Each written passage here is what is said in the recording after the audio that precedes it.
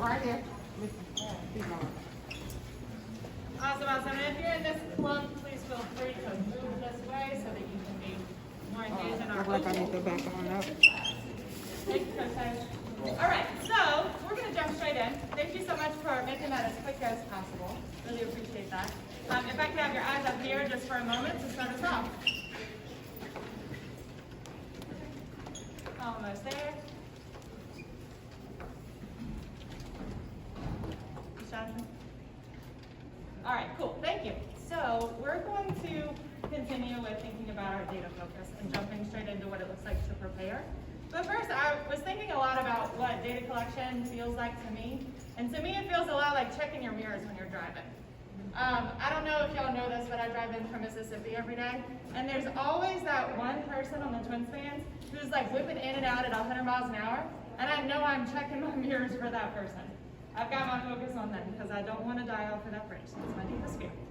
And otherwise, like when we are thinking about data preparation for our lessons, we like know what we want to make sure we're focused on to avoid that big crash, right? And so that's what we want to think about as we're going in. So if we could like shout out the process as a quick check for understanding, I'll start us off. The first step is that we know our key question, right? We know our key area of performance for our PE and our music and other types of lessons. The key question, what's next?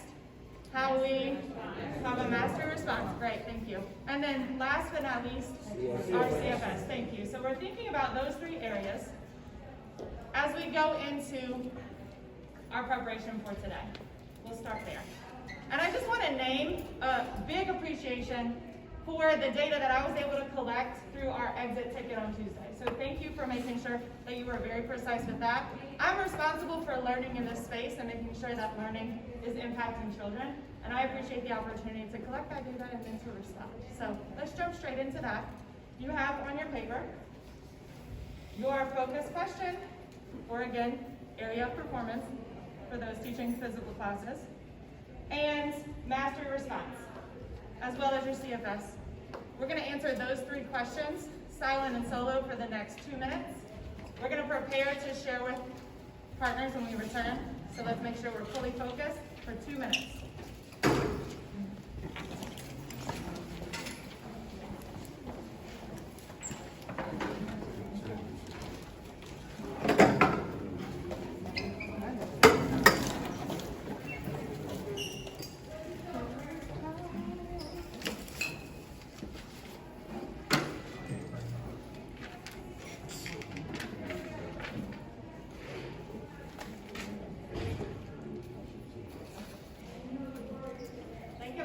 For your focus.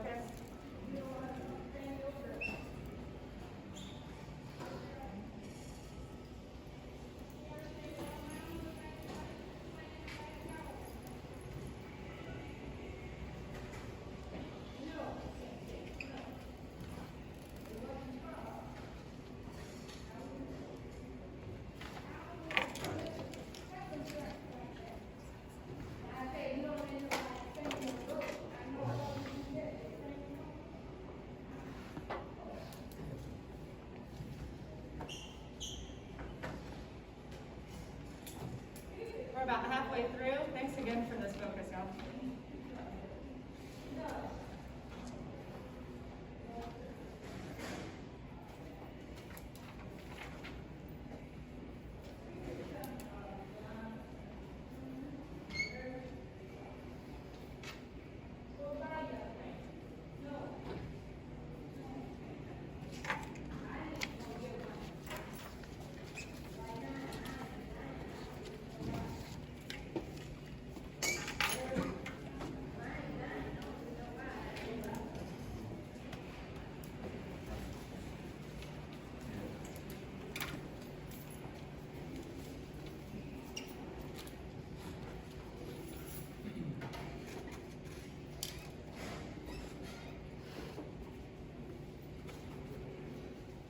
Go ahead and start wrapping up your thoughts. We've got about 15 seconds left.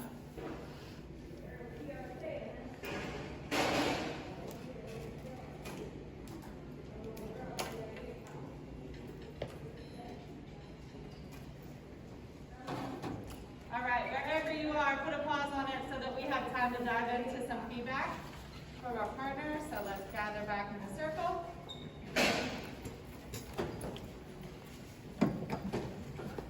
Thanks for making this as quick as possible. I know we're still pushing forward, adding any more thoughts that we had, but let's just pause those for now.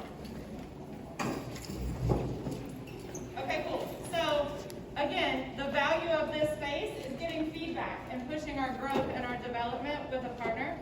The area that I thought that we could continue to push is our CFS. So in your CFS, that's where I want you to get feedback from your partner. What is clear and what is not clear? So get feedback from your partner. How can I be more clear about that CFS whenever I present this to students? You're gonna have 1 minute. Again, your focus is on what? Shout it out. CFS. Clarity in the CFS. Thank you. 2 things. Ready? Turn. Talk. Go.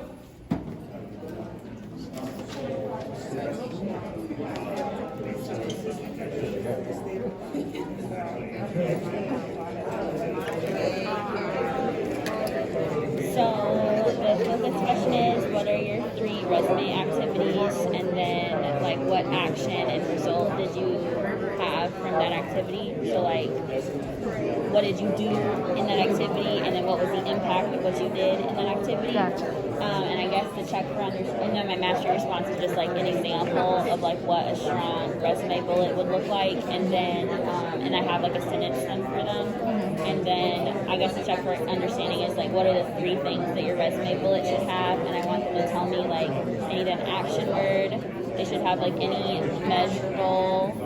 They should have an action word and like measurable results. So like any numbers that they can include. Like I created a portfolio with 5 landscape pictures and 10 portraits, and then like it resulted in a 5-star review. So like the impact of what you did, the impact of what you did, and any like numbers that you can include. Okay, so if they are a baby, you would be like, what would be like the numbers? Like how many hours a week they do it? How many? Okay. Yeah, like hours of the week, amount of like number of kids you watch. Okay. And thank you. Thank you. All right, so I asked for the pair right here to share an area of clarity that they were able to gain within their CFS. Before anybody judge me, I'm stuck in Mr. Garner's class. I had to hurry. So my question was going to be, what's the difference between rhythm and beat, like when you're dealing with music? And a lot of times people feel like the rhythm is the beat. You know what I'm saying? The difference is like the beat is the steady pulse, and the rhythm is the actual wordplay, like how you like word and everything. So the criteria for success would be like, okay, show me the difference. Tell me how would you get it? And that's basically how I got it. Thank you. All right, as we're closing out today, a couple of quick things. Thanks again, Sam, for that. There's a teacher spotlight on here. I want you to look at that, and snaps for Ms. Johnson. Woo! Absolutely. Specifically, I want to point out how precise her mastery response is, which is leading her to think how are students getting to that level of precision in her CFS. And then I wanted to preview that our next level of this skill is making sure we have tools to collect data and then to respond to them. I wanted to share that I was able to collect and learn that I had about 44% mastery fully, another 33% mastery almost there. And then I was able to think about that and respond and tweak things for today in the leader of this learning space. And I push you to do the same thing as we continue to grow in this skill. And I want to make sure that we have tools to do that, and we have skills to know how to respond really quickly. If you would like to go ahead and start working on this, talk to a coach and see how you can use this, try it out. Otherwise, we're thinking about our preparation, and we're going after that precision today. And we're going to see how that impacts student learning. So let's break on 3. 1, 2, 3.